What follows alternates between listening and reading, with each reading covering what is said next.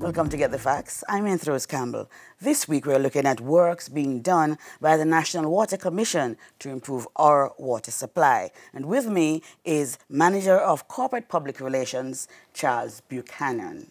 Thank you so much for joining us. Pleasure is mine. Yes, I want to go straight to the issue of scheduled water supply and what is causing the issues that you're having with it. Let's take the ferry pipeline first of all. Indeed, over the course of the last several months, and depending on where a customer is, it may go back a little further. The National Water Commission has really been having a very difficult time in supplying some of our customers with their regular 24-hour supply of water. So, as you mentioned, in the case of the ferry, the 18-inch ferry transmission pipeline that runs alongside the Mandela Highway and comes to 6 Mile and would continue along the Washington Boulevard has been broken since December 8th in an area that makes it effectively unrepairable to the National Water Commission. The breaker cord immediately underneath not only the 10 feet of earth that the pipe is normally laid beneath, but also a further 25 feet of construction material, concrete and other things that are used to build the overpass. We will continue to have challenges because that pipeline since December has been out of operation and will remain out of operation for some time. What we are working on, along with the National Works Agency and others involved in the Major Infrastructure Development Program, is to expedite the construction of replacement pipelines on the southern side of the highway that we hope will enable us quickly to switch over operations from the existing old pipes to the new transmission mains. So if you can't repair it, what is happening now why it is not broken sometimes?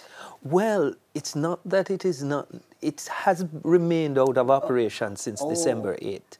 So no pumping operations has been taking place along that 18-inch transmission main since that time.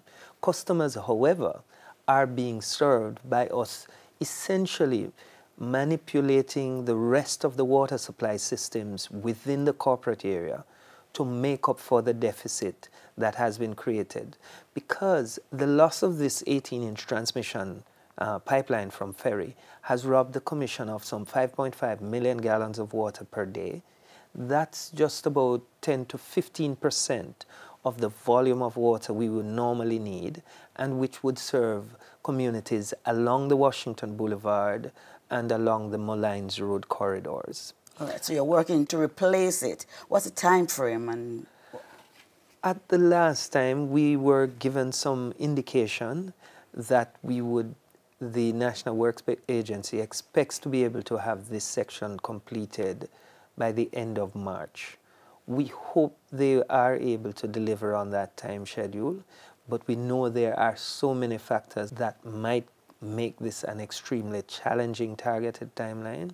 But we're doing everything we can, both to have the replacement speeded up, as well as what other things we can do in the interim to enable more reliable service of, to our customers in the affected areas. So how are they now getting water and is there like a schedule? Quite so. Yes.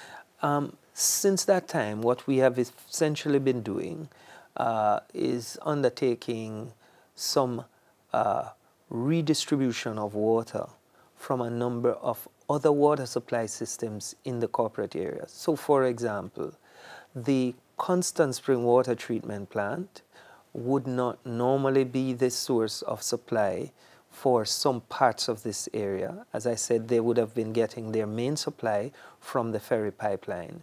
We have had to extend the water from the Constant Spring Water Supply System, We have even had to extend water supply from the Mona water supply system on the opposite side of the city to help serve some of these areas. But Constant Springs having problems too with water. Over 100,000 persons within the corporate area are now having difficulties. So you're scheduling their water. Actually, well, the 100,000 persons being impacted are being impacted by the ferry pipeline and the activities we have had to do to make up for it. So there would have been somewhere in the region of 40,000 customers who would have been directly impacted by the absence of the ferry pipeline. They would have had no supply whatsoever because they were totally dependent on the ferry pipeline. Because we have now begun to institute regulation schedules from nearby systems, we have in effect interrupted the supply to another 60,000 persons in an attempt to ensure that those 40,000 or so persons are not totally without water on a continuous basis. So that accounts for the just over 100,000 persons in the corporate area who are currently being impacted directly and indirectly by the break on the 18-inch and the absence of that transmission main from normal operations. How do you speak to the fact that persons complain that you say, oh, we're going to get water for 2 hours today, but they don't get water? What happened in that case? The schedule we have put in place, and from start, scheduling of water supply is a difficult and imprecise thing. So from start, the comparison that most people have in their heads is that if you say you're going to start the schedule at 10 o'clock, at 10:05 I should go to my pipe and be able to receive water because you said you were going to start sending water my way at 10 o'clock. Unlike in the case of electricity where your entire network can get energized at the turn of a single switch, in the case of water supply, water takes time to fill a network. Not only do you have to make sure you don't try to speed it up too much, else you will end up with a rupturing of that pipeline, but it also will charge or become filled with water at a rate dependent on a number of factors, including how many persons are pulling off on the way to you, the customer, at the end. We take a break now. When we come back, more on the works of the National Water Commission to improve our water supply. Please stay with us.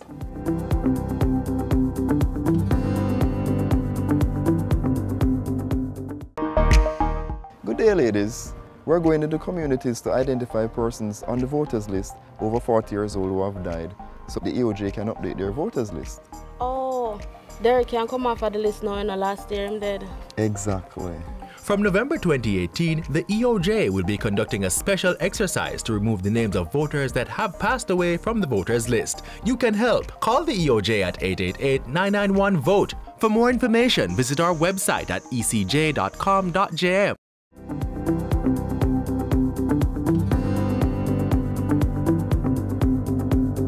Welcome back to Get the Facts. We're talking to Mr. Charles Buchanan from the National Water Commission.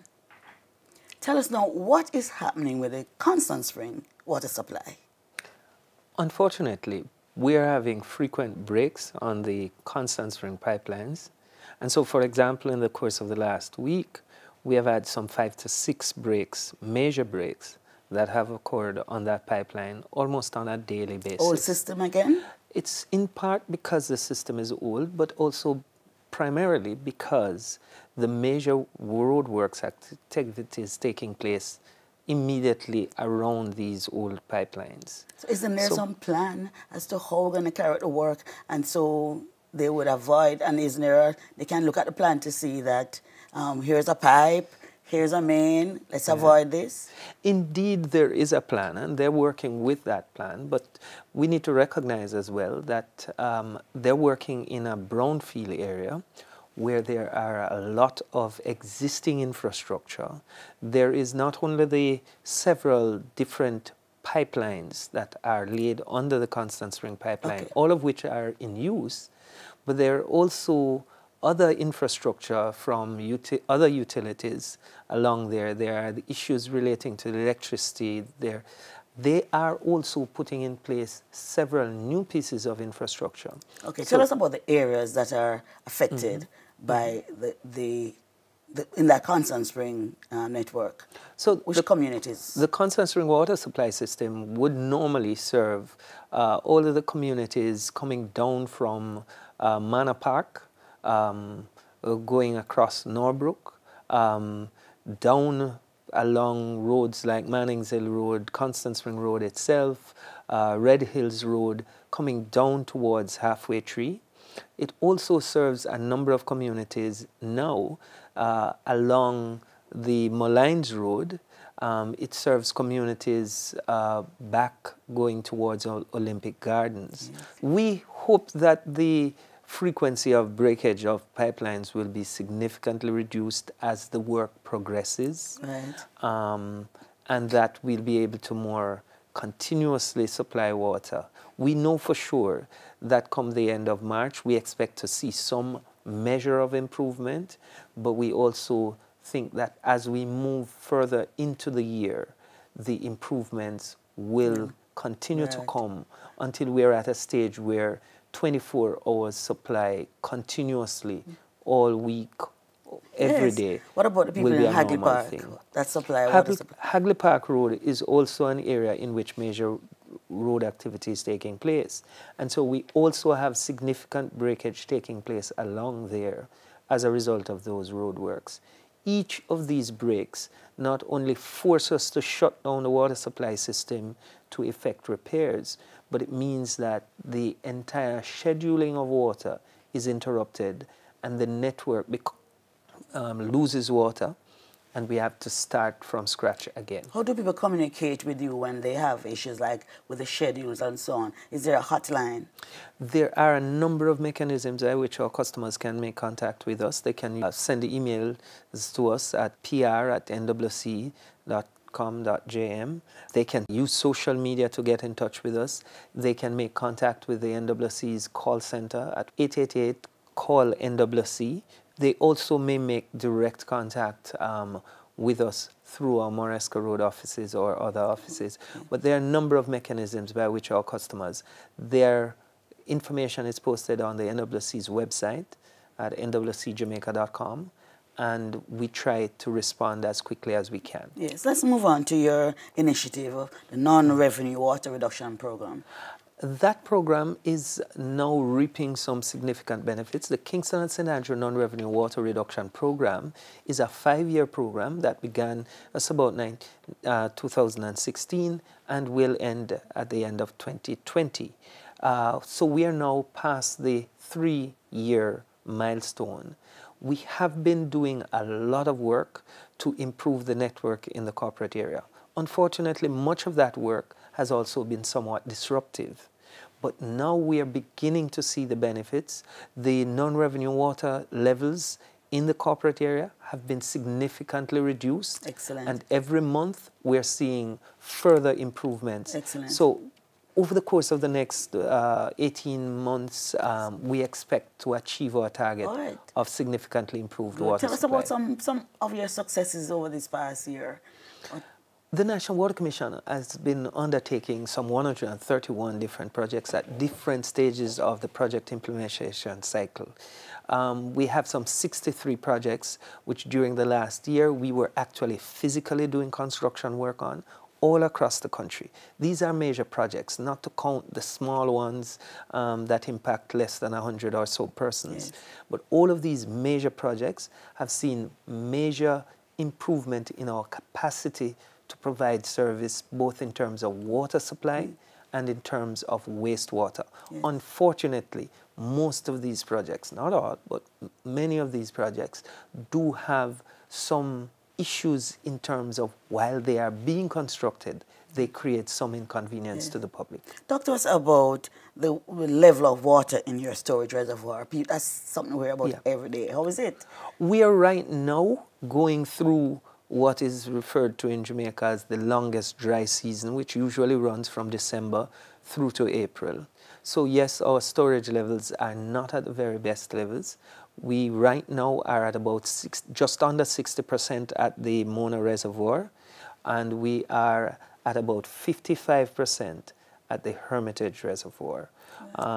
Both are a little bit of a concern for us. We have to manage them carefully, but let's keep our fingers crossed and our prayers that we'll get some rains and keep them in a good level. Right. A question a person's always ask is, why is it that the Water Commission goes back to dig up an area where work was done before? Why is there not some kind of synchronization of projects? Important question. I answer it in two ways. One, in the first instance, NWC never wishes to dig up any roadway. So every time we do dig on a roadway, it's because we absolutely have to, in order to either effect repairs to existing infrastructure, which sometimes gets broken by the very road improvement activity. And then we have to come back and do the cleanup. But we are also doing a significant coordination with ourselves and the National Works Agency. So all the areas in which they are doing major improvement works under the Major Infrastructure Development Program, we are working with them from start to also implement and install water infrastructure. So water is there. We won't have this problem going forward. That's a good note to end on. We've been speaking to the National Water Commission resource person, Mr. Charles Buchanan, who is the manager of corporate relations. And we thank you for joining us. Those were the facts. The government is working to improve your water supply. See you next time. I'm Rose Campbell.